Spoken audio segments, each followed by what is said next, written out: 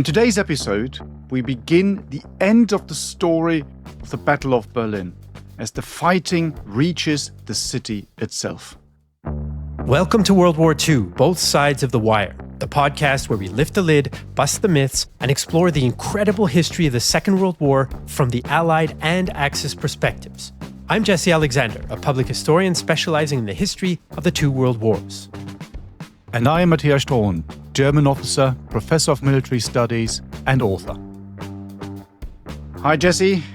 Here we are again, another week, another podcast. So we've now moved our way in this mini-series, or maybe it's even a maxi-series, I'm not quite sure, all the way from the Seelow Heights and the River Oder to the gates of Berlin. It's taken us some time to get there, probably longer than the Soviets in 1945, but it's important to look at these things in a bit more depth and detail because I think, as we said in the previous episodes, there is this tendency to overlook quite a lot of these things. We concentrate a little bit on Seelow when we look at the Battle of Berlin normally, and then, of course, the fighting in Berlin itself. But everything that happens and the build-up to the fighting in Berlin itself, everything that happens around the city of Berlin, and by happening, I mean fighting, and that also, of course, means dying. Well, it deserves a little bit of analysis, and I hope in the previous episodes we managed to provide a bit of that.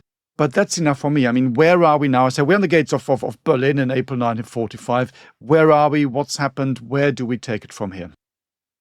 Right. So this is the big focus. This is the dramatic part, I guess, cinematically speaking, if you allow me that term, to the battle where we get to the city itself, right? So on the 25th of April, the Soviet spearheads meet to the west of Berlin.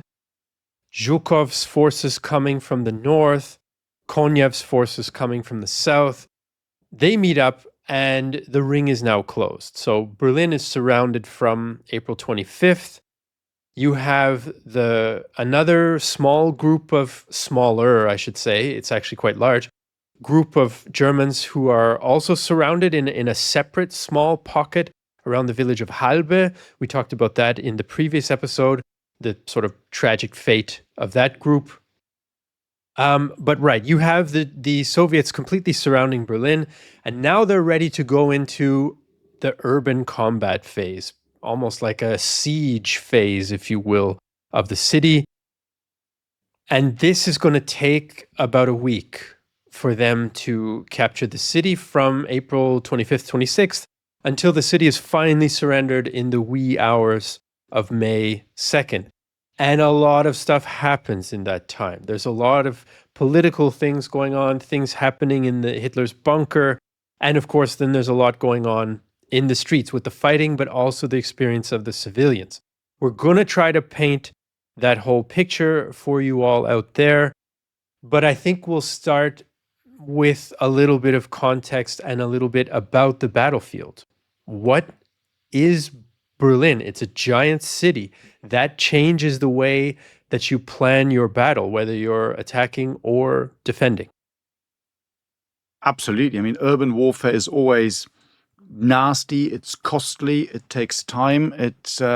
It takes a lot of lives and blood. So it's not an easy thing to fight through a city, particularly not a big one like Berlin. I think at that particular time, Berlin, so before the Second World War, if I'm not mistaken, Berlin is the second largest city in Europe. It's seen as some sort of absolute meteoric growth in the period leading up to World War II, from a relatively small city in the 18th century to this really big one of several million people.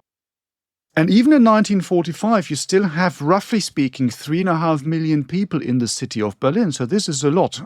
Why do you have so many people? And there were a number of reasons. Well, the first one is that they left the evacuation a bit too late because the Nazis didn't want to worry the population, which is a common theme. You can see that in other places as well, other nations doing the same thing. They do then send out, in particular, women and children. You do have to keep people there because, unlike today in the 1940s, 1945, Berlin is also a very industrial city. So there's a lot of stuff that gets produced, which is important for the war effort, particularly in the northern part, Siemensstadt. It's in the name. Siemens, the famous company, has their own. They call it Siemens Town because it's so big, this industrial area there. So you need to keep these people there, the workers, to keep the war machine running. And of course, what you also have is a huge influx of all these refugees coming in from the east now, trying to run away from the Soviets. So that's why no one is really 100% sure how many people are actually still in the city.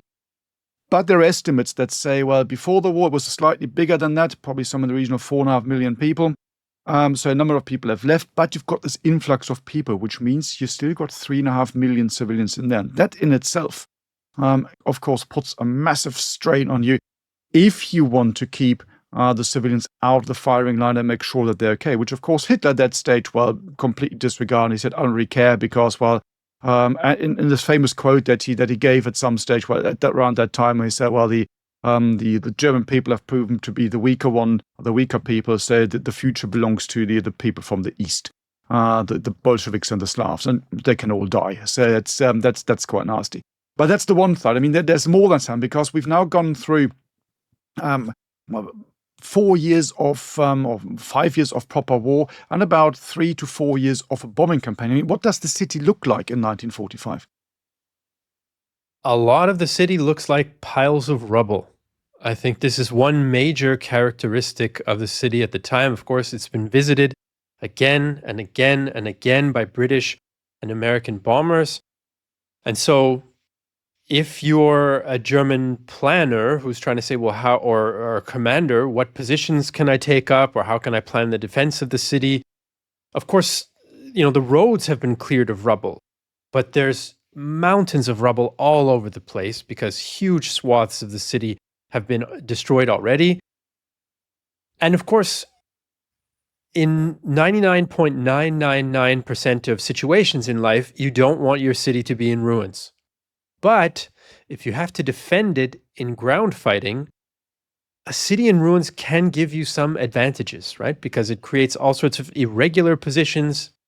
It creates all sorts of hard to detect entrances to cellars that still exist, even though the building is collapsed on top of them. So the fact that so much of the city is in ruins, in a way, plays to the Germans' advantage, even though, of course, they're outnumbered and outgunned by the attacking Soviet forces. They can use those ruins to their advantage. One thing that just came to me about the civilians. A big chunk of those civilians are forced laborers. They are still in the city. There are many, many, many tens and tens of thousands of them spread out in all sorts of different small barracks and camps at factories and other places. So that's also going to be an interesting factor as the battle progresses. So ruins, that's one big thing. Another thing that sticks out at me when I think about Berlin, when I have the way the battle plays out in my imagination, in my mind, but also going there regularly for work, you see this. There are a lot of canals. There are a bunch of major canals that split the city. There's, of course, the river Spree, which goes through the center of the city as well. And you have other natural bodies of water. You have the Müggelsee just outside of it. You have the Havel, a big river as well, river lake type of thing on the western side. So there's a lot of water. And this is going to be a problem for an attacking force as well. So ruins and water, I think, are two characteristics of the city that we want to keep in mind. Absolutely. While we're talking, I've got no idea why, but that could see how my brain works. While we're talking about water, just as the song came up into my head, Pack die Badehose ein. You know that one? That's a very famous German song about the Wannsee. Oh my God, I'm not going to sing it because it would be too embarrassing. But it's very true. There's also, of course, there's another one about the Landwehr Canal. There's a corpse floating in the Landwehr Canal. Very famous song as well. And it's, from the 1920s. I know who that corpse is, right? Different story, but exactly that's. So we're now looking at the end of the First World War. But I'm not quite sure why I'm talking about this and why this came into my head, but it did. I'm now packing my trunks because that's what it is. Pack die Badehose ein. Take your little daughter and then let's go to Wannsee, which is the big lake in the west. I don't know why that came up, but there we are. It's a mega tangent. My brain's going.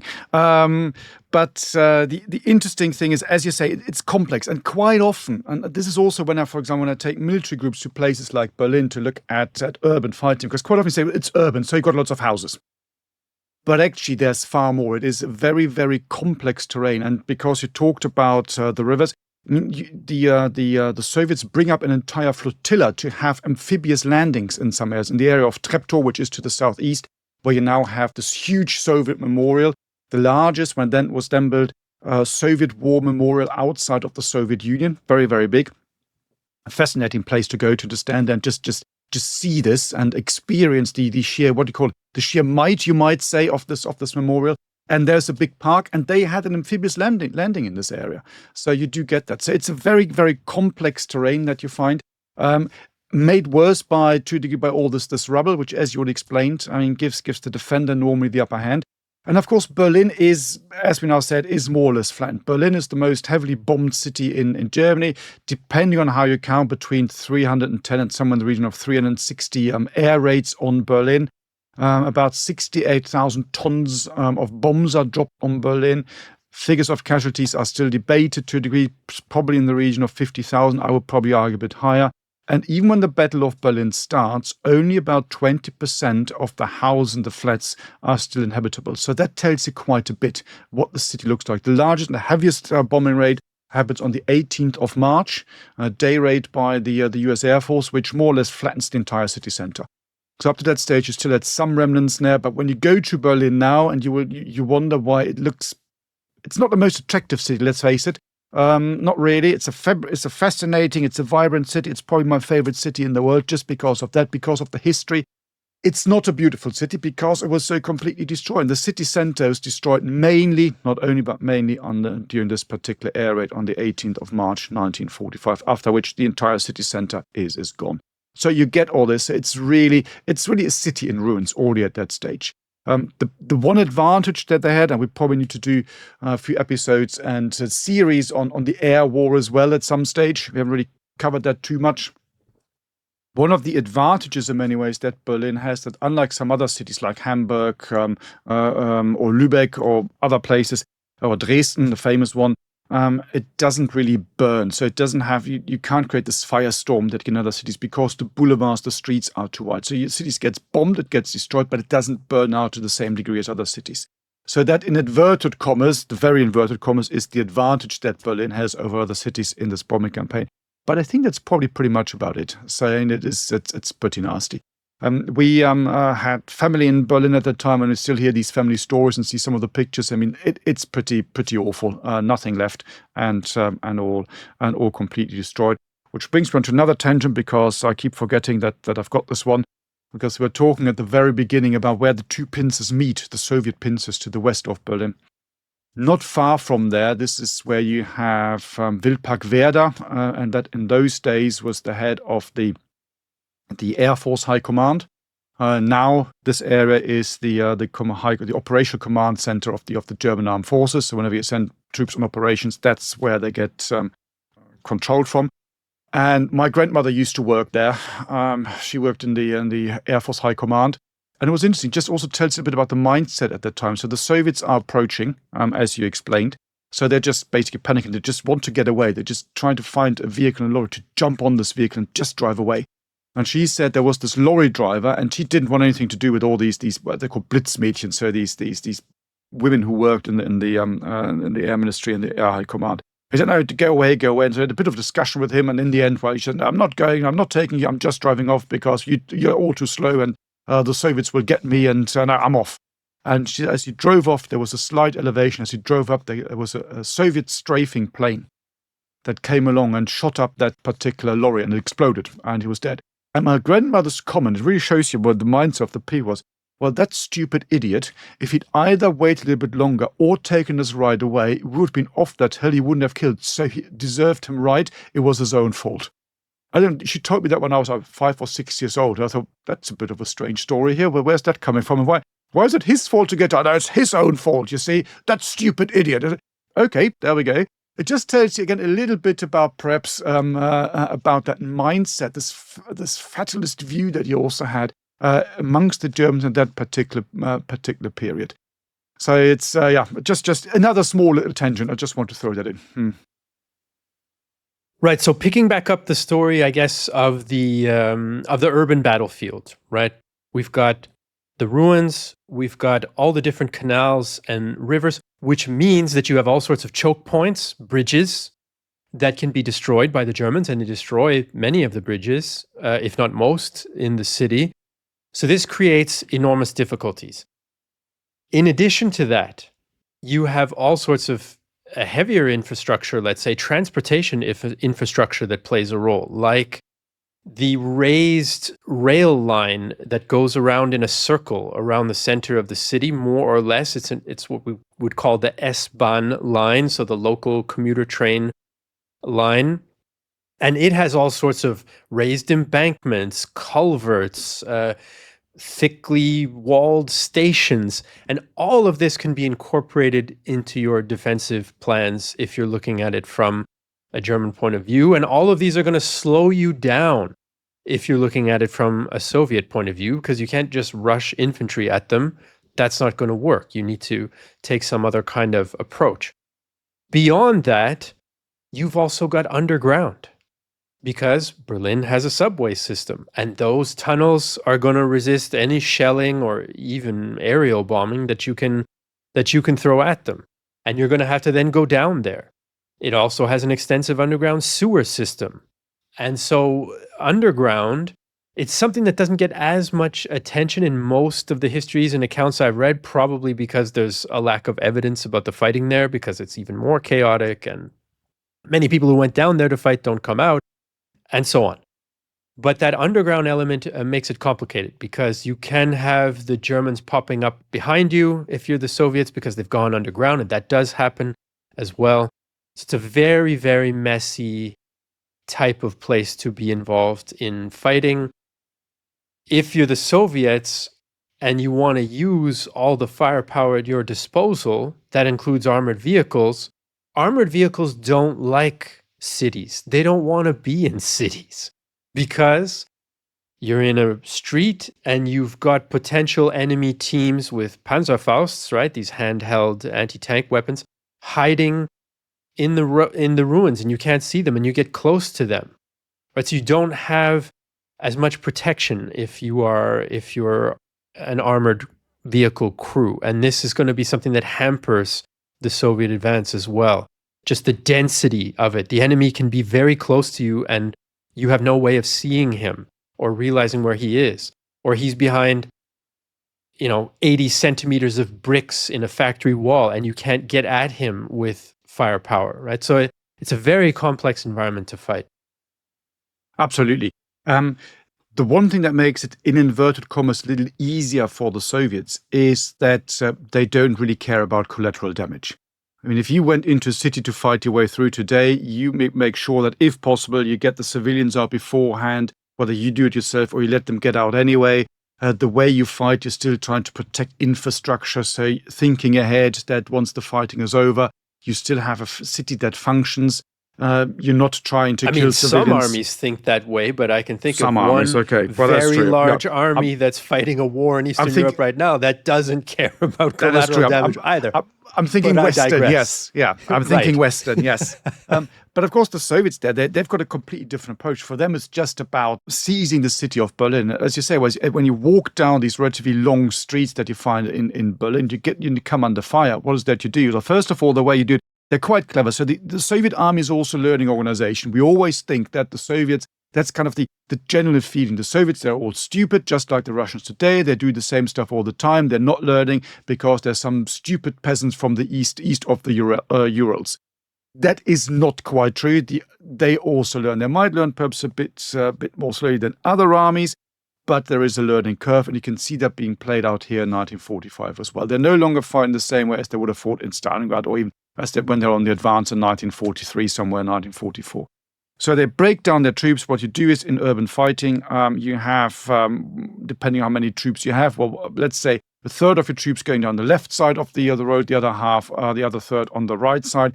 Then you get some armor support, and in the Soviet case here, that means normally not tanks because they're not strong enough, but self-propelled guns. And then you've got some infantry going behind them as well, and they're clearing everything out. So if you come under fire from the side, you send the infantry in to deal with that.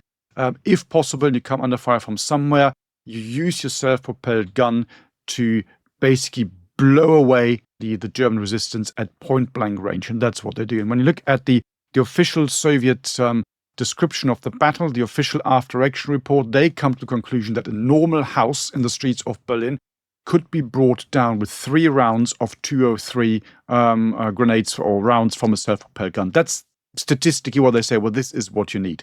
Don't go. If you need to go slower, 152 can still do it. Everything below that will not bring the house down. So if you need to do it, make sure you get one of these big self-propelled guns with a 203 millimeter gun attached to them, and then you can blast your way through. And this is what they hammer, do. I think, was the nickname for the 203 millimeter, right? And that's the reason why, because that's exactly what you do. And they're just basically, the moment you come under fire, this is what you do. You bring them forward. And of course, they're also very heavily protected. That's the advantage to the tanks as well. So if you get fired at, for example, by a Panzerfaust, chances of survival are higher in one of those than in a T-34, for example. So you can see, again, a very different way of fighting and not caring about an awful lot. Just make sure that you blast your way through. You find the same on the German side at that stage as well. These units that are still fighting, sometimes you think about, well, what the heck are you doing? Aren't you thinking ahead? You know everything's lost. We've talked about this before. Why do you guys keep fighting at this stage? But also they're completely reckless, accepting the complete destruction of Berlin, which have been really, really battered and bruised, as we said, for example, through the air raid, but not really caring about these things. There's some statistics that say during the fighting for Berlin in April 1945, the Soviets managed to drop as much metal, so that's shells, and also a few bombs with their tactical air force on Berlin as the West Allies had during the entire air war from 1940 to 1945. So you can really see what goes on in Berlin in 1945. It's a cauldron, isn't it? And not a very nice one to be in. Indeed. And Soviet commanders have learned. One good example, I think, is General Vasily Chuikov.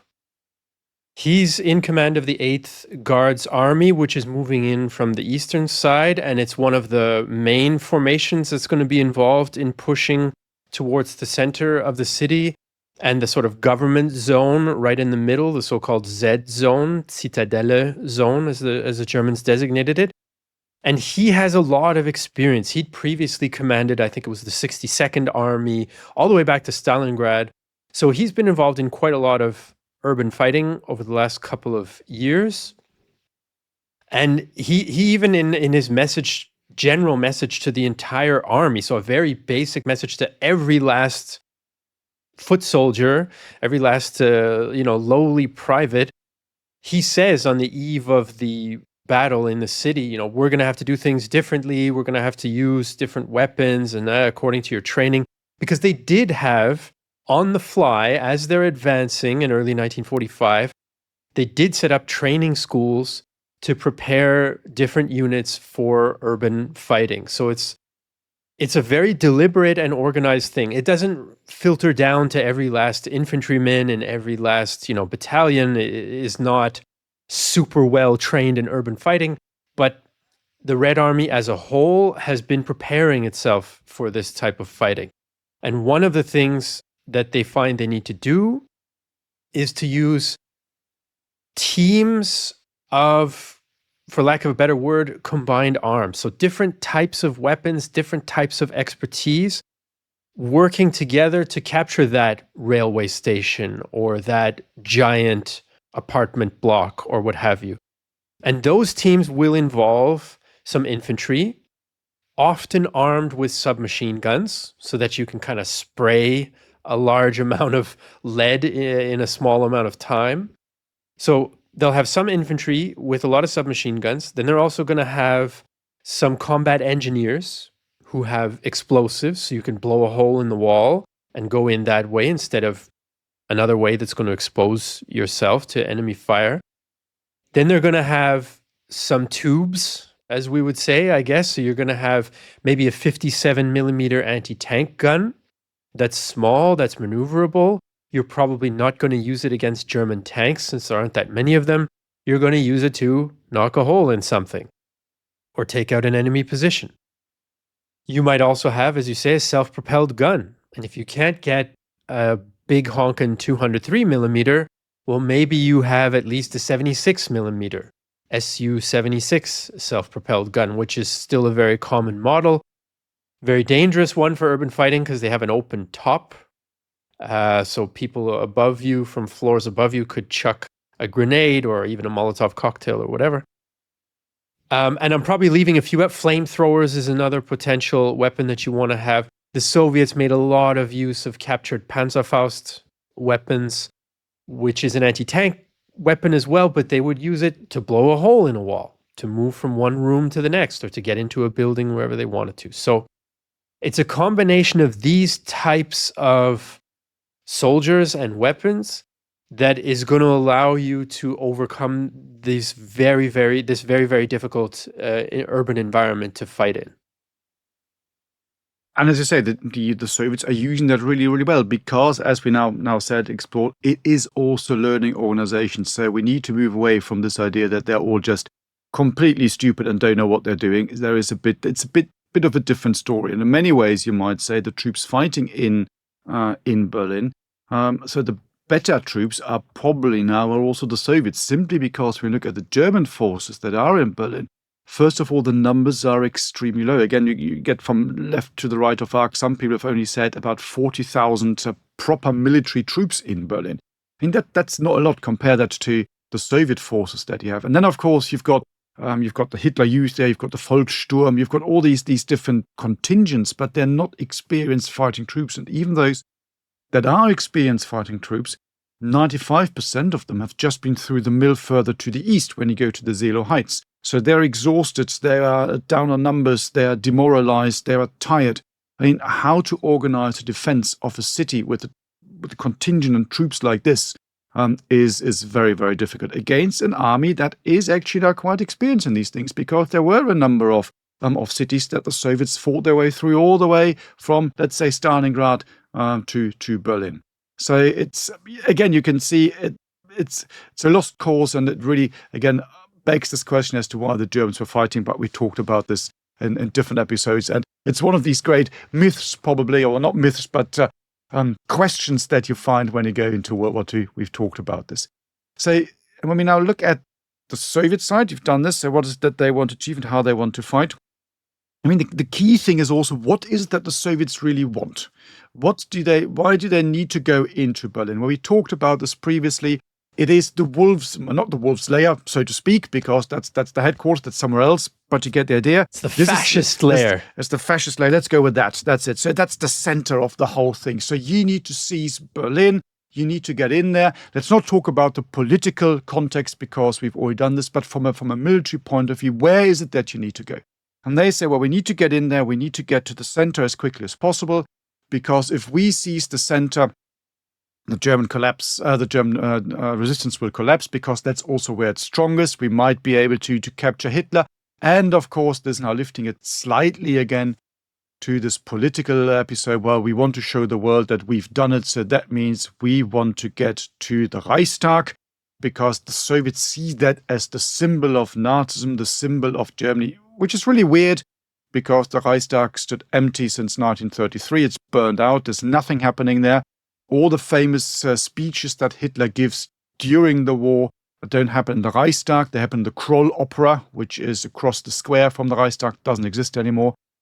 So it's a bit strange why they choose this. And of course, they set themselves a date. That's the 1st of May, because that's Workers' Day. What better to show the world that the army of the workers and peasants of the Soviet Union have won the war. So that's really the important. That's why they keep pushing.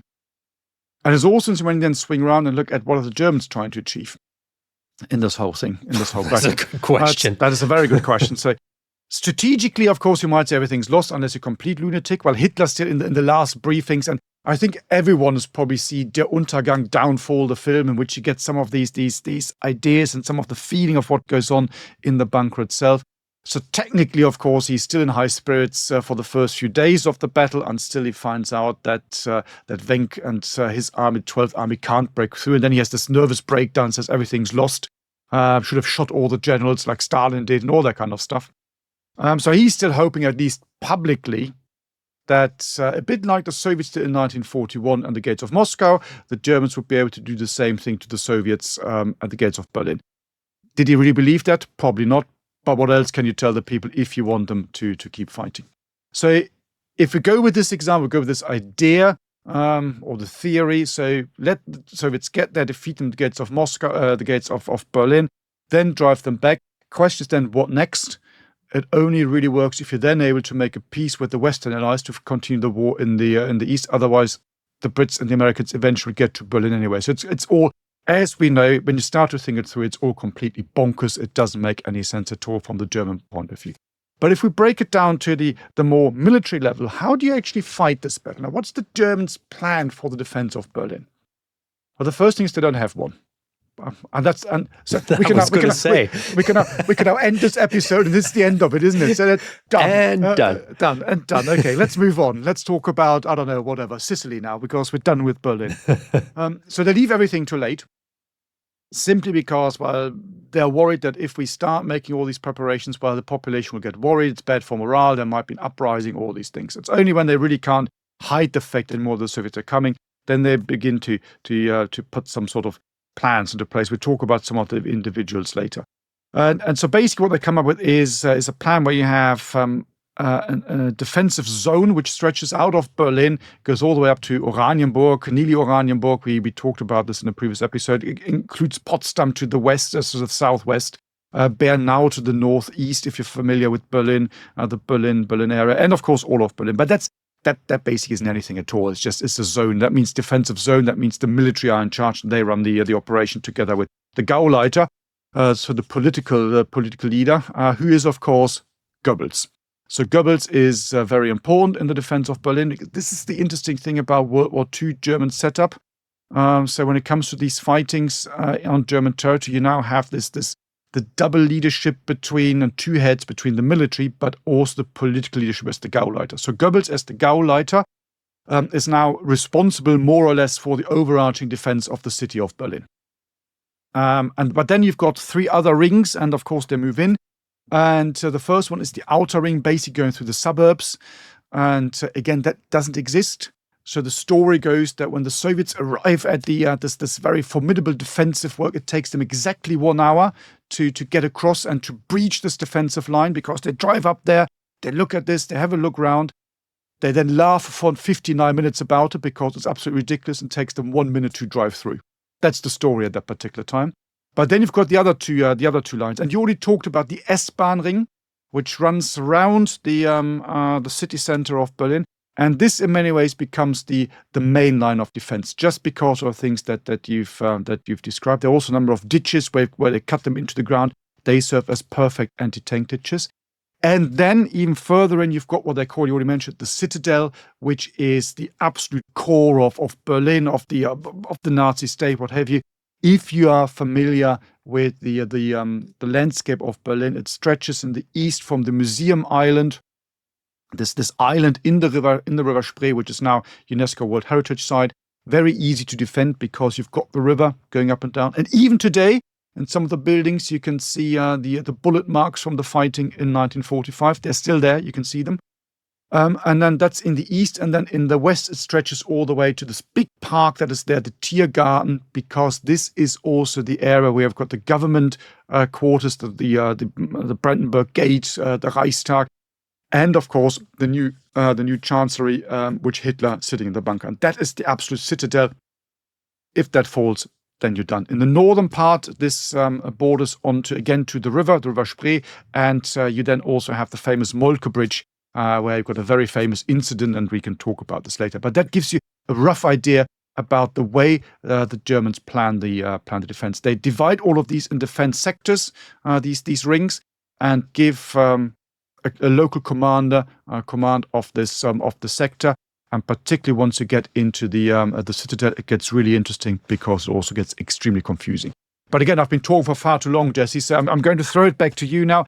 I mean, defense of the city, defense of Berlin, individuals, personalities. Take it wherever you want to take it. I think confusion is the watchword that I wanna latch on to here for a bit, because the military commander of the defense of the city ends up being Helmut Weidling, right? Who's also the commander of the 56th Corps, which was supposed to be stopping the Soviets out on the Seelow Heights and wasn't able to do that.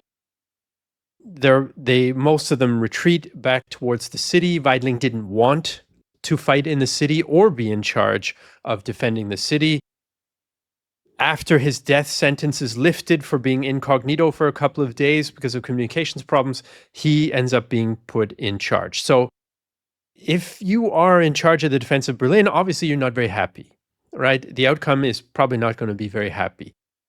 But what the Germans try to do to balance it out is across these different zones, they spread out some of the decent troops that they have left, mostly from the 56th Corps, amongst the Flotsam and Jetsam, let's say, the Hitler Youth, the older Volkssturm, or the so-called alarm units, police battalions, I don't know, street sweeper companies, whoever they swept up and pressed a rifle into their hands that they have. They're trying to stiffen them by spreading out the better troops amongst them. Because if you keep all your good troops in one area and half of the city perimeter is defended by your weakest troops, that's just going to collapse and the game is going to be over even sooner. So there's a certain degree of improvisation and chaos there. On the political side, I would say the chaos is just as much, if not more. Because I want to catch us up a little now on what's been happening in the high command and in Hitler's bunker. You referenced his infamous sort of semi-breakdown that he had. That was on the 22nd of April, so just before the city is surrounded. This is the sort of breakdown that gets interpreted in that famous bunker scene in the movie Downfall, where he basically says the war is lost and all of that kind of stuff. He kind of recovers his spirits, though, the day after. And then he's given little impromptu speeches to his colleagues in the bunker about how, no, we're gonna defeat them. And all the Asiatic hordes of Slavs will be crushed at the gates of Berlin as they were, in previous eras of history that he was thinking of. All this kind of stuff. You also have Hitler famously giving all sorts of unrealistic orders. And we haven't talked that much about them, but I'll just catch us up here a little. He's, before the city's surrounded and after the city is surrounded, he's daily giving out orders for mostly imaginary armies to carry out impossible counterattacks. So Steiner is a famous one. His army, army is a gross exaggeration of what he had at his disposal, which was several thousand men. To the north of the city, he's supposed to come and relieve the siege. That's not possible. He doesn't even start. More credible is orders to Wenck's 12th Army, which is just southwest of the city. We've mentioned it previously, that he's supposed to come back towards Berlin, open up, relieve the siege, and then link up even with the Halbe pocket, the 9th Army, which is in the process of being crushed.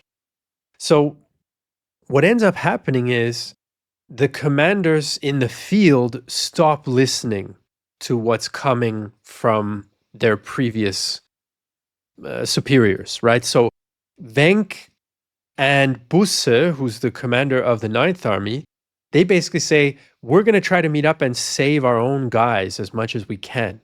We are not trying to go into Berlin and save Berlin. That's not realistic. We're just going to ignore that. And we're going to try to do our own thing. They don't quite succeed in doing that.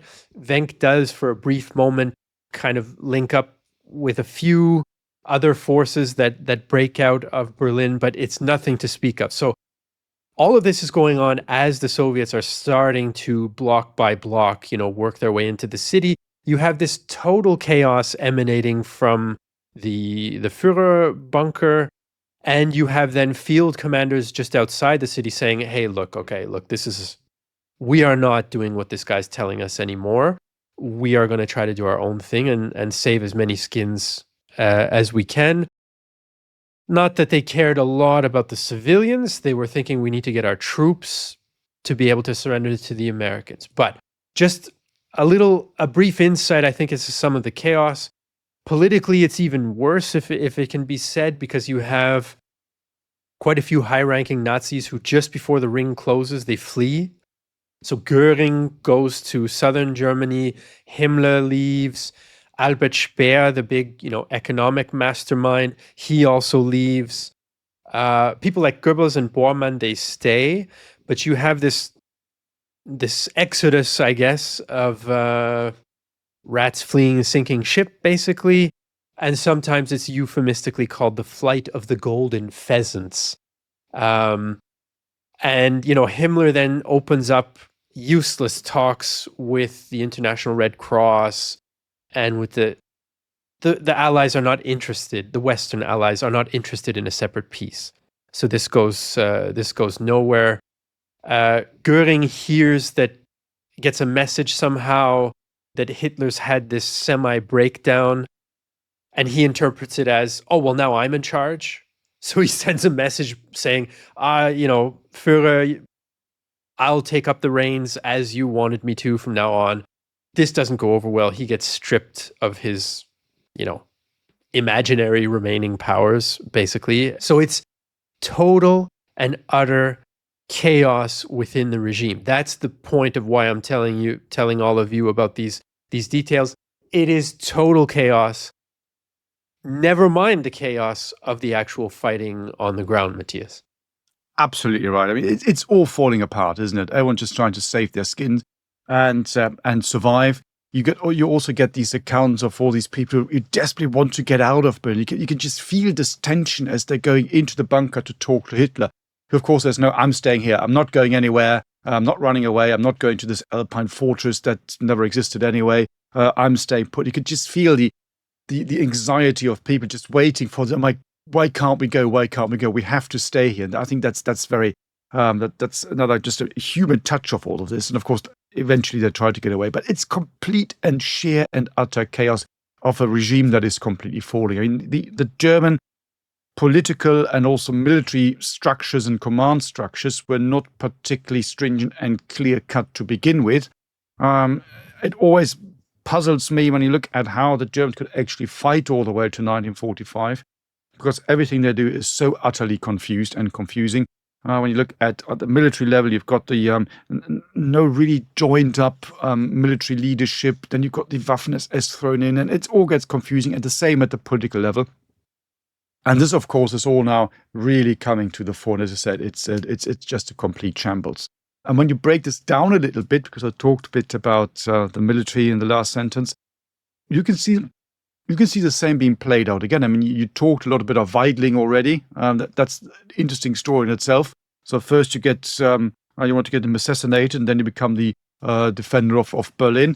To which apparently his famous reply was, "It would have been better if they'd just shot me. That would have been easier."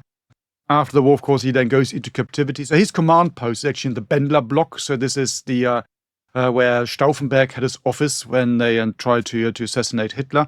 And he then goes into Soviet captivity and dies there in the 1950s. So he doesn't make it back. But also, I mean, in particular within the citadel, you can see really interesting tensions, you might say, between the different services and how it's being played out. So you've got the citadel, and that's the absolute core of the defense of Berlin. So this falls, Hitler is dead, Berlin falls, Germany's gone, what have you. So of course you give that part to a very experienced frontline commander who really knows what he's doing, so he can rally the troops and really fight for the survival of the regime and Germany and all these things. So of course you choose a chap who's called Seifert, who's nobody ever heard of, because he's an Air Force lieutenant colonel. So he got absolutely no fighting experience, relatively low ranking when you think about who he is defending and all this. And the only reason why he is chosen, because, well, in the early stages before Goering gets arrested, as you mentioned, so Goering just says, I want someone from the Air Force to do it.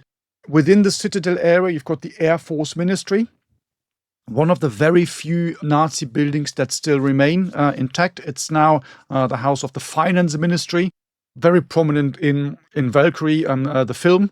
And there are all these episode accounts where the Germans were cycling or walking past, and suddenly, and whenever the film was made, early 2000s or whatever, you did all these swastika flag in Berlin again for the filming. Didn't go down too well, as you can imagine, but there we are. So that's the Finance Ministry today. It remains, slight tangent, it remains because this is also where during the GDR period, so East Germany, it then becomes part of East Germany. It becomes known as the House of the Ministries. It's one of the few remaining houses in the center of Berlin. They put a lot of ministries in there. So this is where technically the GDR is founded, and all sorts of stuff happens there. You then got stuff in 1953, this uprising against the East German regime, which takes place in this area as well. So you can see it's also linked a lot to post-World War II history, but the main reason is because the House of the Ministries, it's also where technically the GDR is founded in 1949. It's a bit difficult for the East German regime to just blow it up. So this is why we still have that building today. That's basically the only reason. So you've got this lieutenant colonel, and he's put in charge because he is there. It's the Air Force Ministry. It's big, lots of Air Force people walking and running around, and he's put in charge. Quite quickly, people realize that he's not up for the job, because why would he? So you say, okay, you're going to sack you now. Well, that would be a bit unfair, because he can't do this, because, well, that's not nice. So you relieve him of his command, but you still put him in command of the eastern sector of the citadel. So for those of you who know Berlin, that's Wilhelmstraße. This is the where you got all the government buildings, all the way to the Museum Island, where you have the river Spree running around. So that's the eastern line, the eastern end of the defense of the citadel. So then they try, okay, we need to bring in some other people here. And they bring in two other guys. And I say, we need someone who's a bit more fanatical here, so then they can do the actual real fighting. That, of course, means you need to find SS guys, because they are still fanatical, they are still doing the fighting. And they find two. And the first one, I need to look a little bit at the exact notes to get the dates right. So the next one is a chap called SS Brigadeführer Gustav Krukenberg, 1888 to 1980. So lived to old age.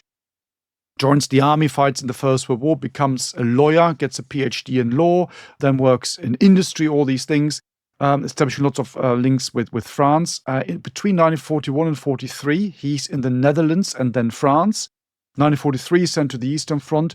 He then becomes, in 44, the inspector of French forces in the Waffen-SS.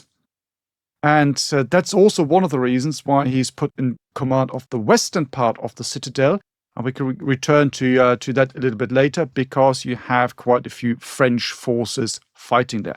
Let's park that thought for a moment, otherwise we've got another tangent and I lose my train of thought. It will get blown up at Friedrichstraße or something like that if I don't follow through. But we need to return to this, because that's an interesting one as well. So he's in charge of that. But then you still have the government district. So that's given to someone else again, because otherwise it would be far too easy. And that, of course, is given to Wilhelm Mohnke. He's also Brigadeführer. He is a famous, infamous name. If you don't know who he is, most of you would probably have heard that name before. So he joins the Leibstandarte Adolf Hitler, fights in Poland and France. He then in 1943 becomes the commander of the Hitler Youth. He fights in Normandy in 1944.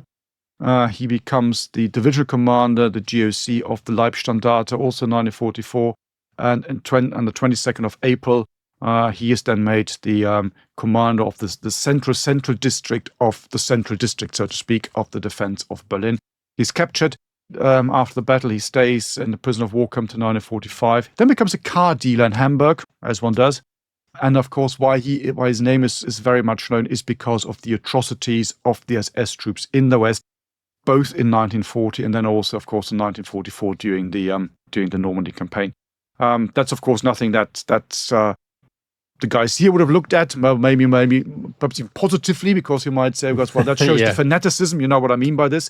But this is why this name is quite famous, actually, and people know even in the West. Whereas all the other people, who's ever heard of Krukenberg? Probably not a lot of people have.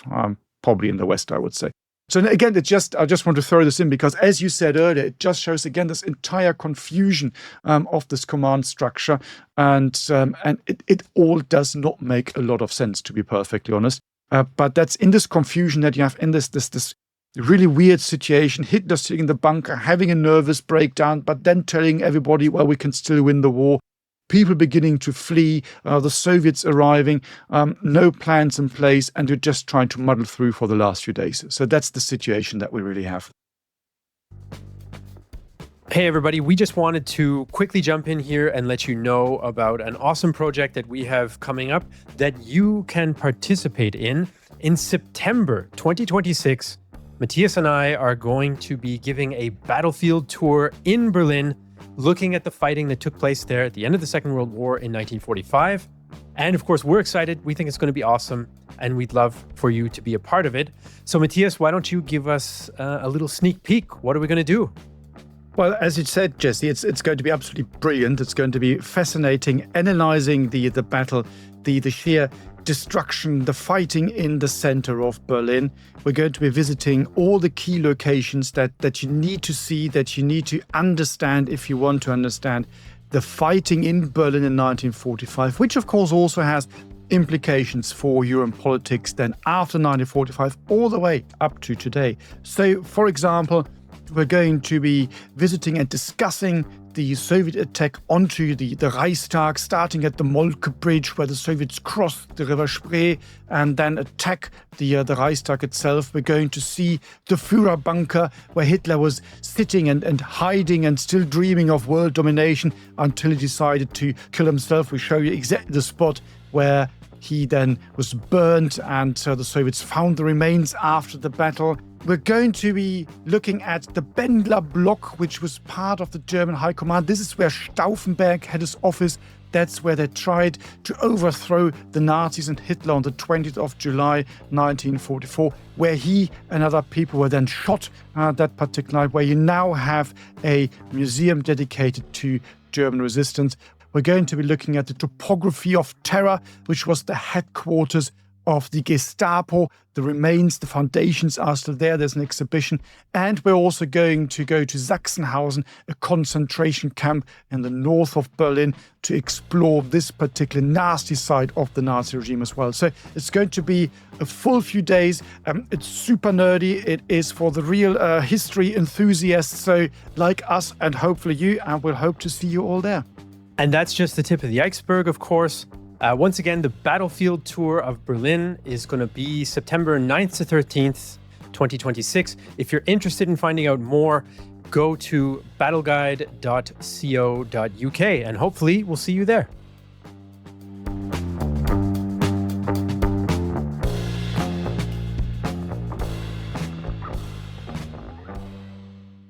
So yeah, total confusion on all sorts of levels. And just to maybe flesh out that military confusion and mixing that's still going on the German side, there are, as you mentioned, different estimates of how many Germans are defending the city. The highest I've seen is 180,000. The lowest is, I think you mentioned, about 40,000 or so. Well, that's proper troops only. Yeah. So military. Right. Yeah. Okay, 180 would definitely include all of the lesser quality troops. They maybe have 60 tanks, for example. So, we're talking pretty limited. In addition, they have got some naval ground troops, some Air Force ground troops, and more infamously, let's say, they have some foreign SS. You briefly mentioned that there were some French. It's true.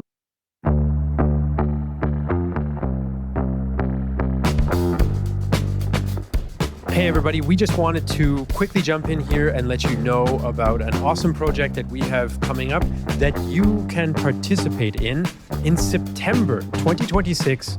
Matthias and I are going to be giving a battlefield tour in Berlin, looking at the fighting that took place there at the end of the Second World War in 1945.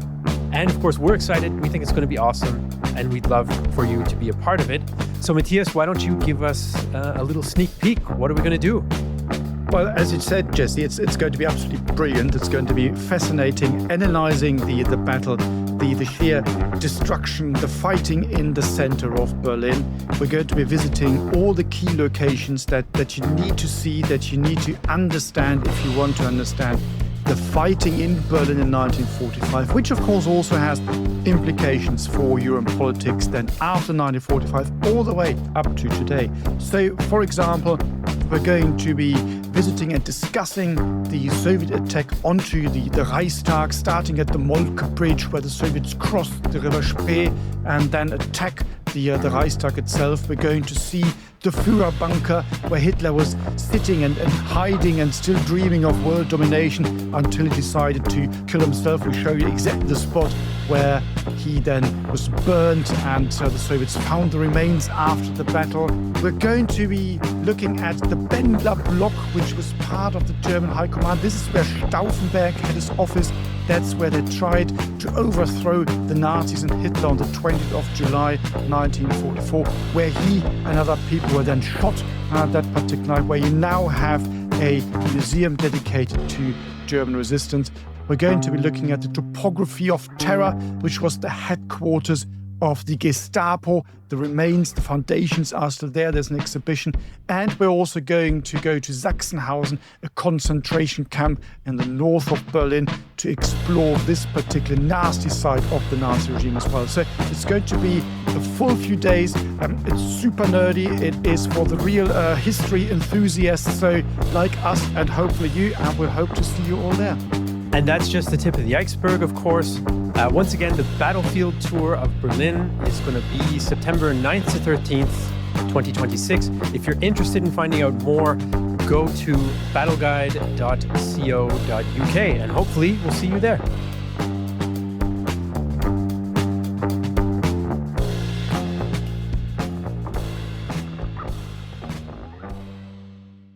There were some French troops from this Charlemagne division who volunteered to enter Berlin just before the ring closed, and who then play a prominent role in fighting in the central district as the battle winds down in the final days.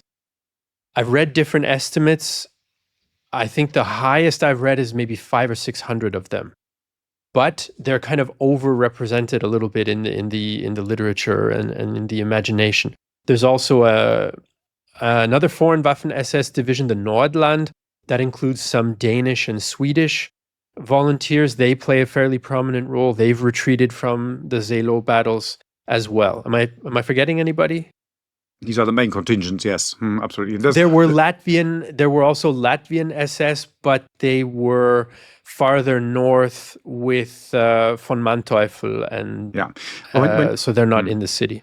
When you go outside of the city, you find other contingents. You also still have a Dutch contingent fighting there, so they've been fighting there since early 1945. But in the city itself, these are the two. And you have a number of very famous pictures as well. There's a picture of a destroyed armored personnel carrier of the Nordland division. You can see the tactical sign very clearly on, I think it's on Friedrichstraße. So this main German shopping street, basically, before 1945. So very, very, again, very prominent. And to a degree, you're absolutely right, of course, overrepresented for obvious political reasons. And there are quite a few memoirs to come out of those as well. But naturally, one has to exercise significant caution with SS writings from after the war. On the Soviet side, the last relevant thing I think about how they're going to send their forces into the city is they still have this dividing line between Zhukov's and Konyev's zones, but now they got to be careful, right? You don't want to have them getting mixed in with each other, firing on each other accidentally. So they sort of draw the dividing line more or less from the Reichstag in the center, going lightly southeast.